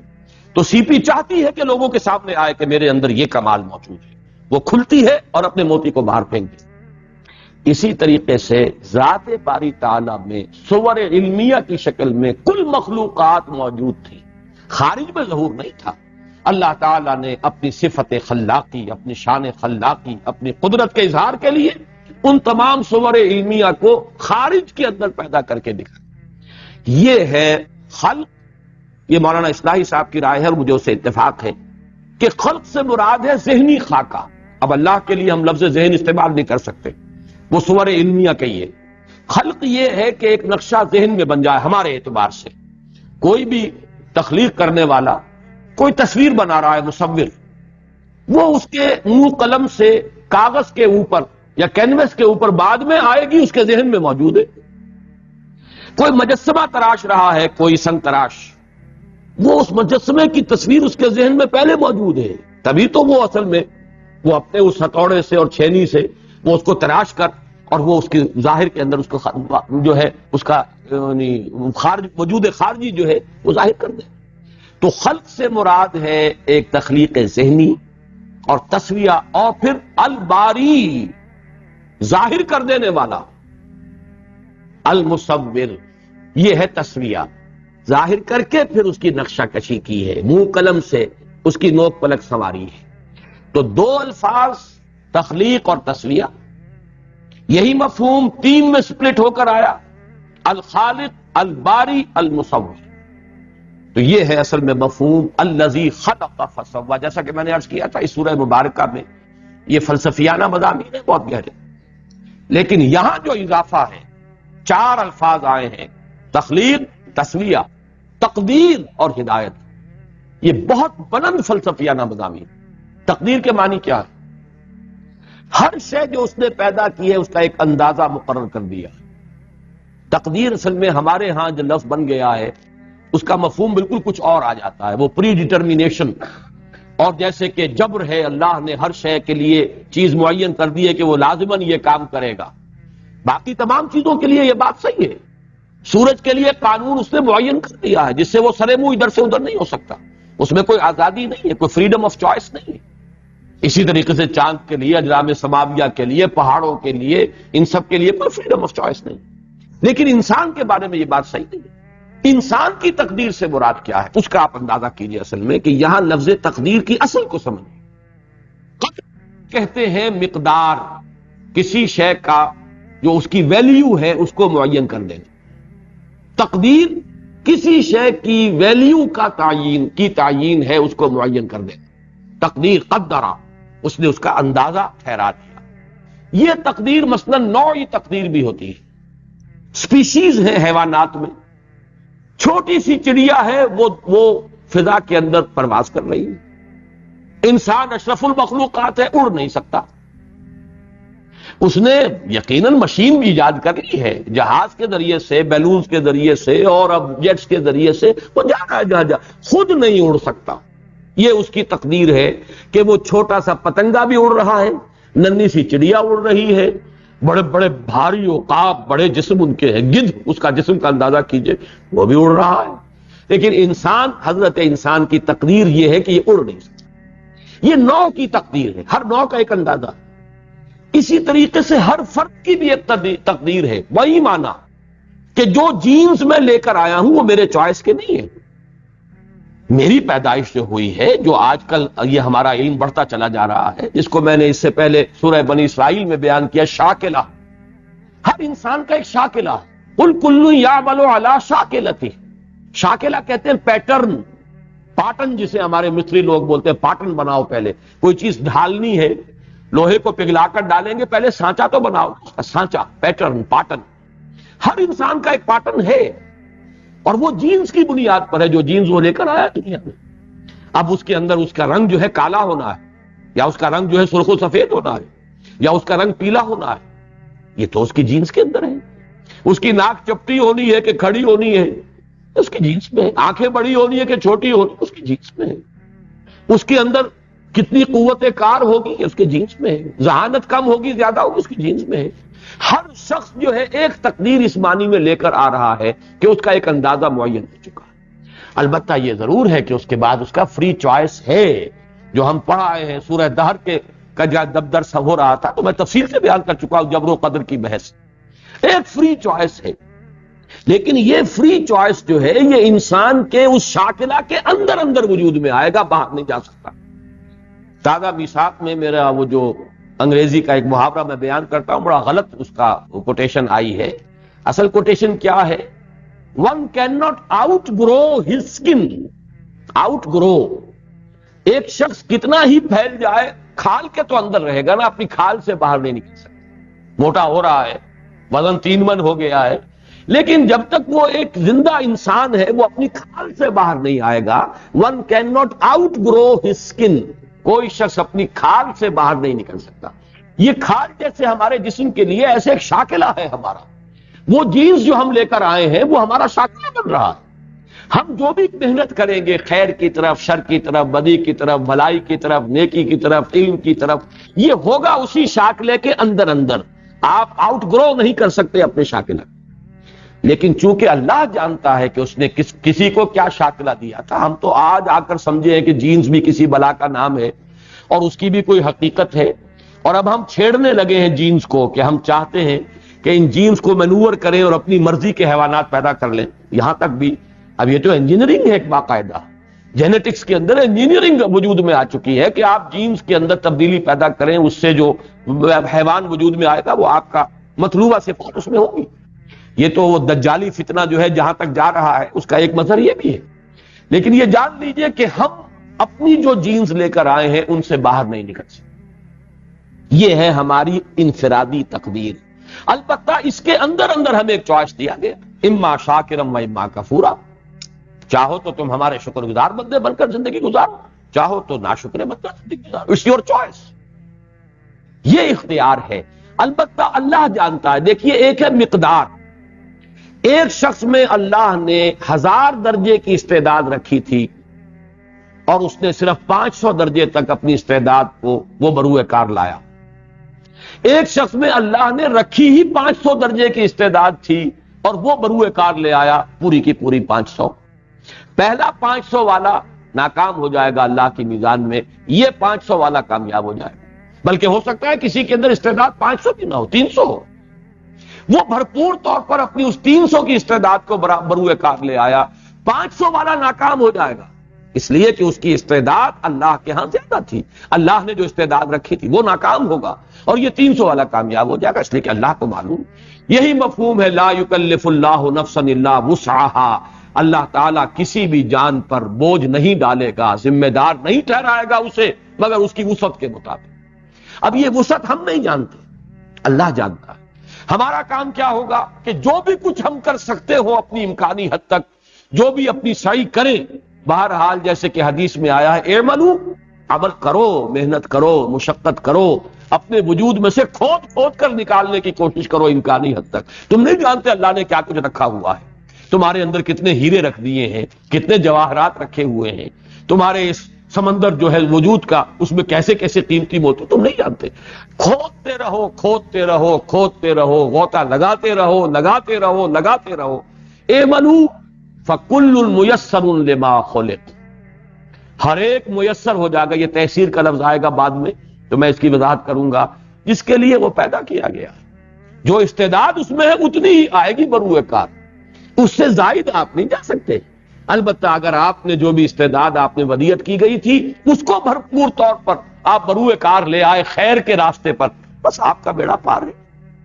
مقدار کس پر طے نہیں ہوگا اللہ کے ہاں، بلکہ اللہ کے ہاں ہر شخص کا جو شاکلہ تھا، اس کی جو شخصی تقدیر تھی، یہاں لفظ تقدیر کے حوالے سے وہ بات میں کر رہا ہوں۔ ایک نوعی تقدیر ہے کہ پرندہ اڑتا ہے، انسان اڑ نہیں سکتا، یہ لمٹس ہیں اس کی۔ ایک شخصی تقدیر ہے کہ ہر شخص کے اندر جو ہے اس کی جینز، اس کی وسعت، اس کا شاکلہ اللہ نے قل کل یعمل علی شاکلتہ، وہ شاکلہ اس کے لیے گیون ہے، you can't outgrow your شاکلہ۔ لیکن اس کے اندر اندر اگر آپ نے اپنی امکانی حد تک سعی کی ہے نیکی کے لیے، خیر کے لیے، بھلائی کے لیے، آپ کامیاب ہو جائیں۔ مقدار کا معاملہ فیصلہ کن تھی۔ سبح اسم ربک الاعلی الذی خلق فسوی والذی قدر فہدی، بھی ایک لفظ اور باقی ہے، جس نے اندازہ ٹھہرایا، قدرہ تقدیر، فہدا پھر ہدایت دے دی۔ اب لفظ ہدایت بھی اسی طریقے سے جیسے تقدیر جو ہے میں نے بیان کی، ایک تقدیر ہے جمادات کی، ایک تقدیر ہے حیوانات کی نوعی تقدیر، ایک تقدیر ہے انسانوں کے میں سے ہر فرد کی اپنی ایک تقدیر، اپنا ایک اندازہ، اپنی ایک امکانات، اپنی پوٹینشیلٹیز، اپنا شاکلہ۔ اسی طرح ہدایت کا پہلا مرحلہ ہے جبلی ہدایت۔ جبلی ہدایت، آخر اللہ تعالیٰ نے ہر شے کو جسے پیدا کیا، جیسے کہ سورہ طٰہٰ میں آیا ہے الذی اعطی کل شیء خلقہ ثم ہدی۔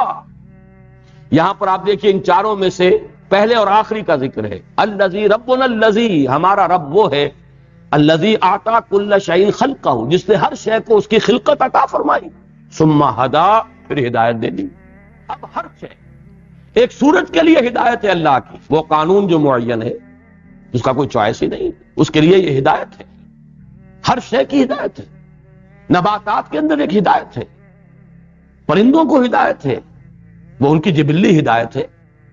اب جیسے فرمایا اوحیٰ ربک الی النحل، شہد کی مکھی کی طرف اللہ نے ہدایت کی ہے، اسے وہی سے تعبیر کیا جا رہا ہے، اس کے اندر ہدایت ہے کہ تمہیں پھولوں کا رس چوسنا ہے، پھر اس طریقے سے تمہیں جو ہے تو ہر جگہ جاؤ اور اللہ کے جو راستے بنے ہوئے ہیں، جو وادیاں ہیں، ان میں جاؤ، پھولوں کا کلی کھاؤ پیو اور رس چوسو پھولوں کا، اور پھر یہ ہے کہ جاؤ اور شہد بناؤ، شہد بنا رہے، یہ ان کی جبلی ہدایت ہے۔ انسان کے اندر اب آ کر نوٹ کیجئے جبلی ہدایت بھی ہے، جس کا سب سے بڑا مظہر جو ہے اب جو تیسری صورت آگے آنے والی ہے، یعنی سورۃ البلد، اس میں آ جائے گی۔ بچہ گویا کہ اللہ کے ہاں سے ٹریننگ لے کر آتا ہے، ادھر ولادت ہوئی، ادھر اس نے اپنی ماں کے پستان کو اپنے منہ میں لے کے چوسنا شروع کر دیا۔ کس نے سکھایا اسے؟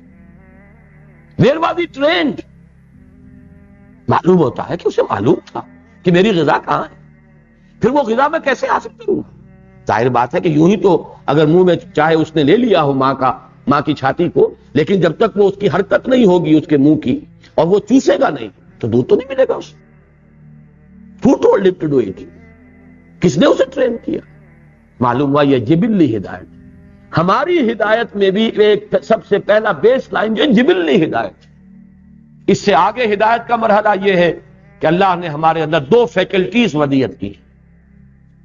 ایک فیکلٹی وہ دماغ کی فیکلٹی، تعقل، چیز دیکھو، اس کی کنہ پر غور کرو، اس سے نتیجہ نکالو، وہ نتیجہ اپنے کمپیوٹر میں فیڈ کر دو، میموری میں ڈال دو. جہاں آگ ہوتی ہے دھواں ہوتا ہے. اب ایک جگہ آپ نے دھواں دیکھا، آگ نہیں دیکھی، آپ نے کہا آگ لگی ہے، کیسے معلوم ہوگی؟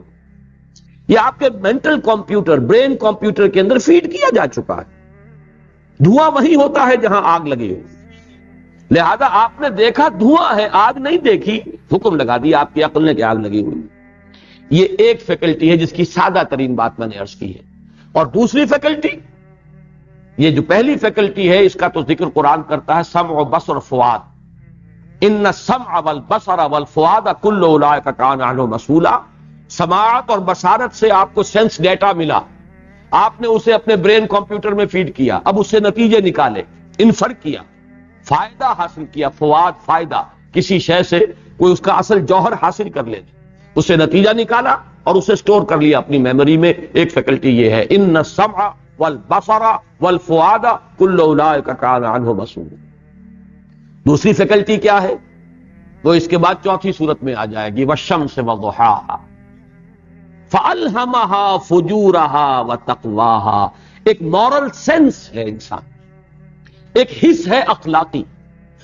وہ جانتا ہے بائی ویری نیچر کہ یہ اچھائی ہے، یہ برائی ہے، سچ بولنا اچھا ہے، جھوٹ بولنا برا ہے، وعدہ کر کے پورا کرنا خیر ہے، ورچو ہے، نیکی ہے، بھلائی ہے، اور وعدہ خلافی کرنا بدی ہے، برائی ہے.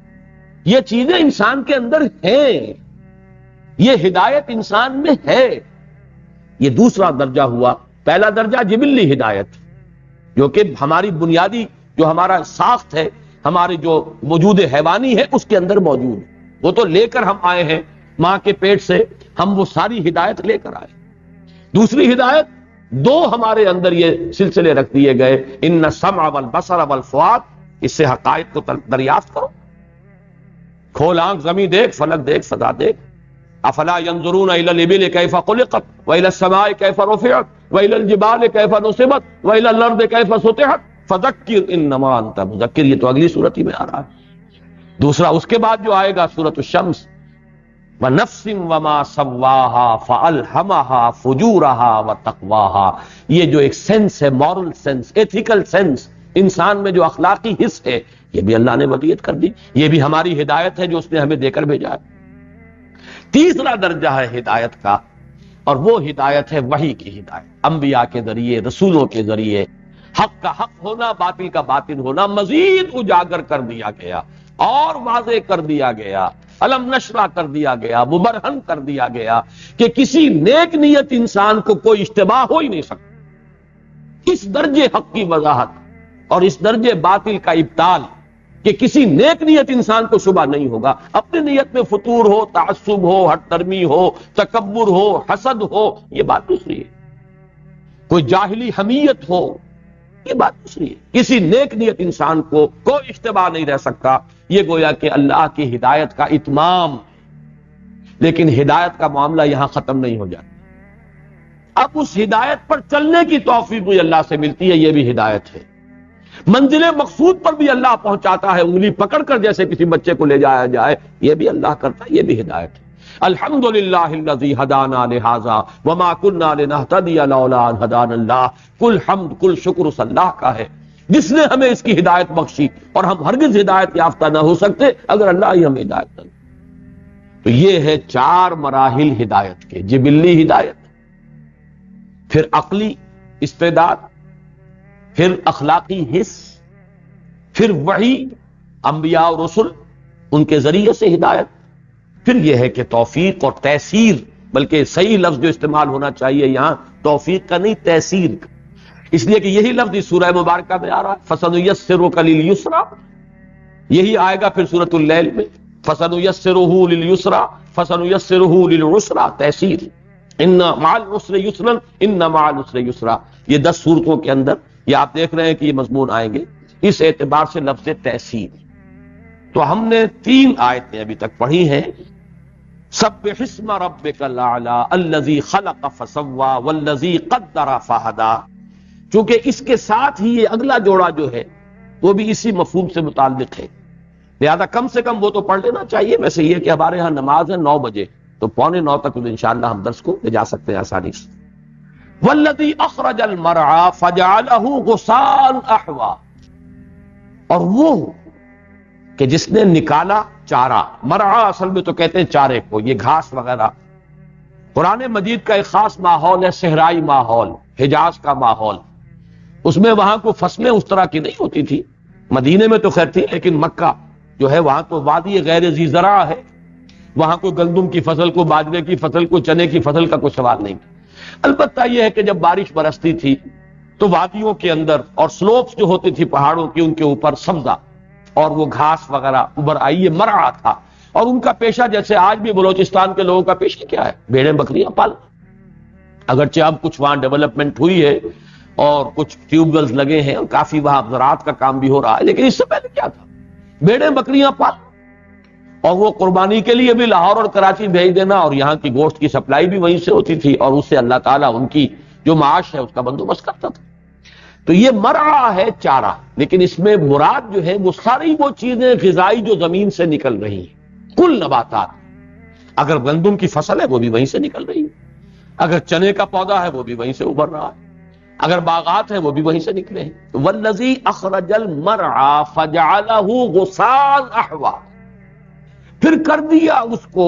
غثاء کہتے ہیں، عام 2 ترجمے اب یہاں پر کیے جا رہے ہیں، وہ ذرا نوٹ کر لیجئے. ایک تو کوڑا کرکٹ، جھاگ. غثاء السیل کہتے ہیں، اگر کہیں سیلاب آتا ہے، بڑی تیز بارش ہوئی پہاڑوں کے اوپر، اور وادیاں سالت اودیۃ بقدرہا، ہر وادی کے اندر جو ہے پانی کا اب ریلا چلا آ رہا ہے. تو جب پانی کا ریلا آتا تھا تو جو پہلے گند ہوتا تھا پڑا ہوا کوڑا کرکٹ، پہلے وہ اس کو ابھارتا ہے، اور آگے جو ہے اس کے، میں نے چونکہ بچپن میں یہ منظر دیکھا ہے، ہمارے ہاں حصار میں نہر تھی ایک، تو نہر جو ہے وہ ہمیشہ نہیں اس میں پانی آتا تھا، کچھ عرصے خشک رہتی تھی پھر پانی آتا تھا. جب پانی آتا تھا تو اس میں آگے آگے کوڑا کرکٹ، گند، یہ چیزیں ہیں جس کو کہ اس نہر کے اندر جبکہ وہ خشک تھی، جو کوڑا کرکٹ پڑ گیا، کچھ لوگوں نے گندگی ڈال دی. اب جب پانی آیا سب سے پہلے اس کو سامنے لاتا تھا بہا کر. تو جب بھی سیلاب آتا ہے تو کوڑا کرکٹ اس کے اوپر پہلے ہوتا ہے، پھر کہیں بعد میں جب یہ ساری چیزیں ادھر ادھر ہو جائیں تو پھر صاف پانی آتا ہے. تو اس کے لیے بھی لفظ غثاء السیل آیا ہے. جھاگ کے معنی میں بھی یہ لفظ آتا ہے، کوڑے کرکٹ کے لیے بھی آتا ہے. اور ایک یہ ہے کہ ایک ایسی شے کے لیے بھی جو بڑی گھنی ہو اور گتھی ہوئی ہو. جیسے وہ کوڑا کرکٹ اور جھاڑیاں آپس میں گتھی ہوئی ہوتی ہیں، اسی طریقے سے اگر کوئی فصل جو ہے گتھی ہوئی ہے، بہت ہی گھنی فصل ہے، تو اس کے لیے بھی یہ لفظ آئے گا. یہ میں عرض کر رہا ہوں کہ اکثر و بیشتر تو اس کا مفہوم لیا گیا ہے کوڑا کرکٹ، لیکن ایک رائے یہ بھی ہے، اور ہمارے متقدمین میں سے امام فرا جو لغت کے بہت بڑے امام ہیں، امام ابو عبیدہ جو بہت بڑے لغت کے امام ہیں، ان کی بھی رائے یہ ہے، عام رائے سے ہٹ کر، کوڑا کرکٹ نہیں بلکہ فصل، باغ.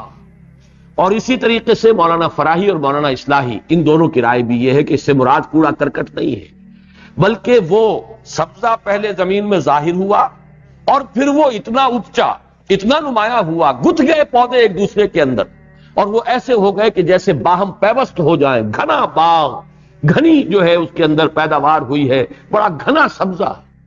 اور اس کے ساتھ لفظ آیا احوا، غثاء احوا. احوا کہتے ہیں ایسے رنگ کو جس پہ سیاہی غالب آ جائے. سرخ رنگ ہے، گہرا سرخ، اور اس کے اندر ایک سیاہی کا عنصر نمایاں ہو جاتا ہے. جتنا گہرا ہوگا سرخ رنگ، وہ سیاہی کا انداز پیدا ہو جائے، سیاہی مائل سرخ. اسی طرح سبز، جب سبز بہت گہرا ہوگا، گہرا ہوتا چلا جائے گا، گہرا ہوتا چلا جائے گا، اس میں بھی ایک سیاہی نمایاں ہو جائے گی. تو احوا کہتے ہیں وہ سیاہی مائل رنگت جو کسی رنگ کی شدت کی وجہ سے، خواہ وہ سبز ہو خواہ سرخ ہو، اس میں اگر وہ سیاہی کا رنگ پیدا ہو گیا انداز، تو وہ بھی احوا ہے. تو اب ایک ترجمہ تو یہ کیا گیا ہے کہ اس سے مراد یہ ہے اللہ سبزہ نکالتا ہے، پھر اسے کوڑا کرکٹ کر دیتا ہے، سیاہ ہو کر کوڑا کرکٹ بن کر، اور وہ سبزہ ختم ہو جاتا ہے.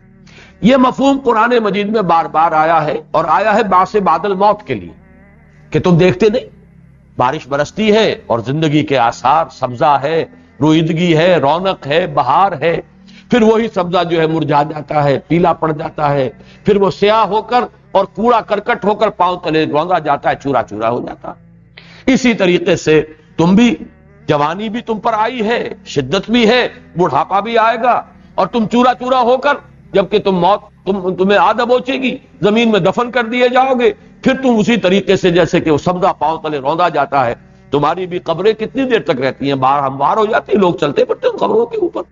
تو یہ در حقیقت حیات دنیاوی کی بے ثباتی اور اس کے لیے ابتدا اور پھر اس کے لیے معاد کا جو معاملہ ہے، یہ قرآن مجید میں اس تمثیل کے حوالے سے بہت مرتبہ آیا ہے۔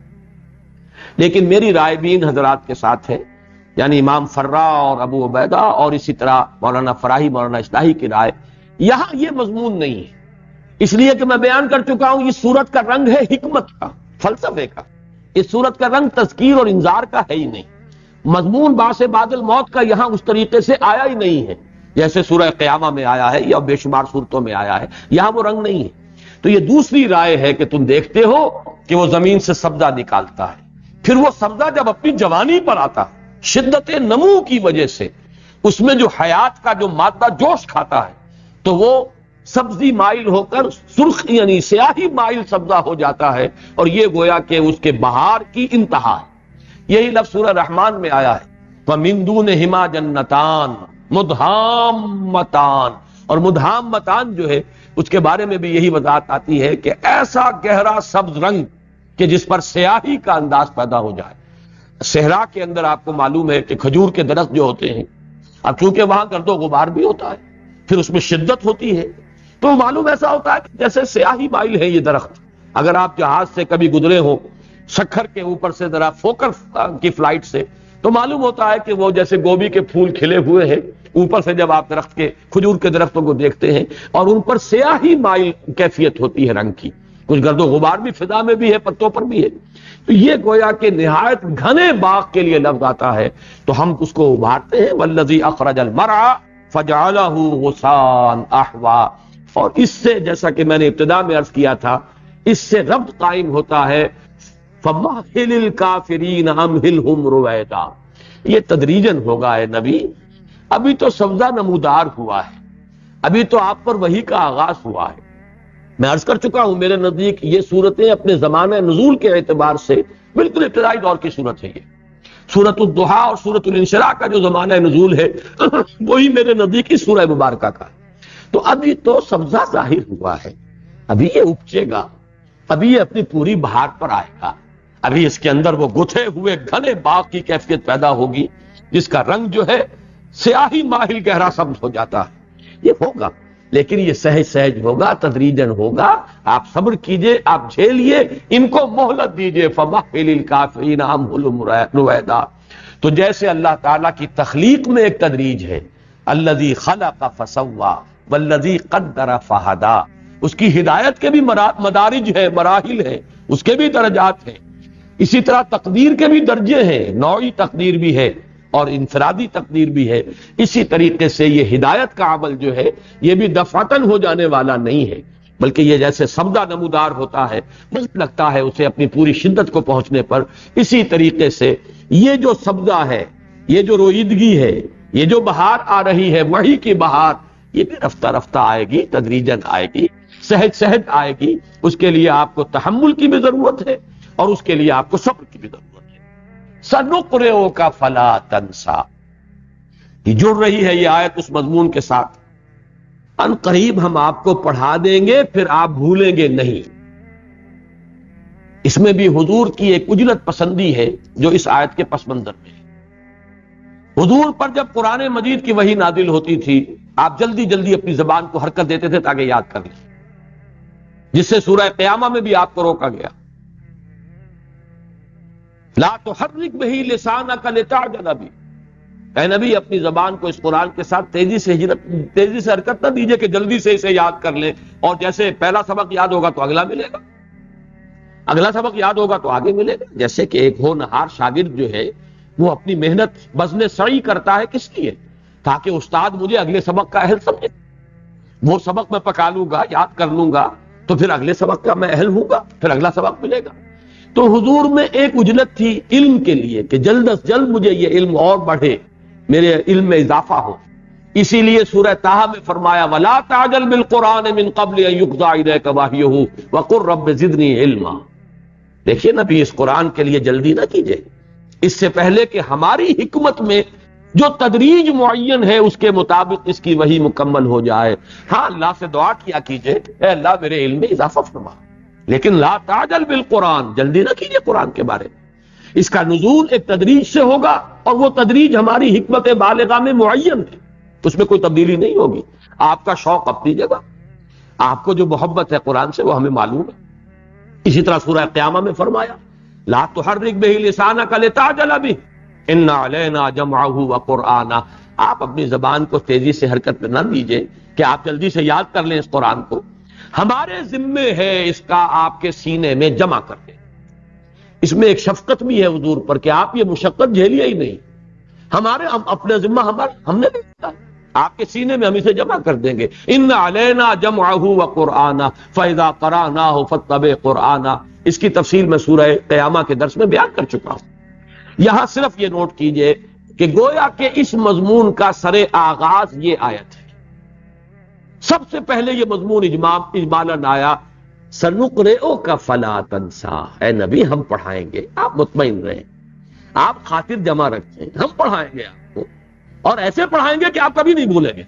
فلا تنسیٰ اس میں ذرا تفسیری اعتبار سے نوٹ کر لیں کہ ایک رائے یہ بھی ہے کہ فلا تنسیٰ سین کے زبر کے ساتھ ہے، اصل میں یہ الف کا اضافہ کیا گیا ہے فواصل جنہیں ہم قوافی کہتے ہیں. شعر میں قافیہ ہوتا ہے، قرآن مجید چونکہ شعر نہیں ہے لہذا قافیے کے لفظ کا اطلاق مناسب نہیں ہے، بلکہ فواصل آیات کے جو آخری جو ہیں الفاظ ان میں ایک مناسبت ہوتی ہے، صوتی آہنگ ہوتا ہے.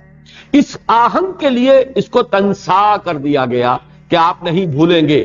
یہ فعل مضارع ہو گیا اور یہ گویا کہ کلام خبریہ ہو گیا.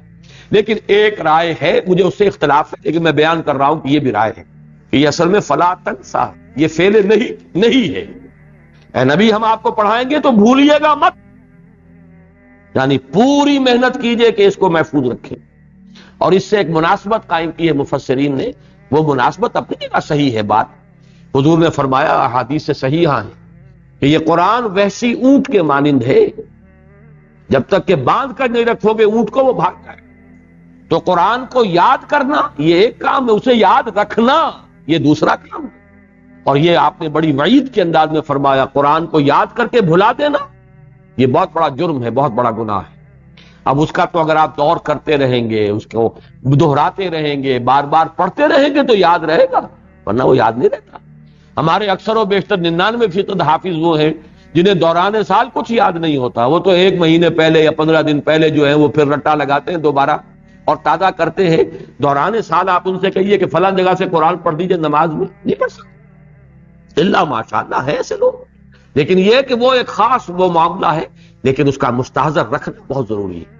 تو اس مفہوم کو لیا ہے کہ حضور کو بھی یہاں تاکید کی جا رہی ہے کہ نبی ہم آپ کو جو پڑھوا رہے ہیں قرآن تو بھولنا نہیں ہے، آپ نے اس کو یاد رکھیے گا، پوری محنت کیجئے کہ آپ اسے یاد رکھیں. تو اپنی جگہ پر عام لوگوں کے لیے تو یہ بات 100% صحیح ہے، میرے لیے آپ کے لیے صحیح ہے کہ فلا تنسا اگر یہ فعل نہیں مانا جائے تو یہ مضمون بھی اپنی جگہ درست ہوگا.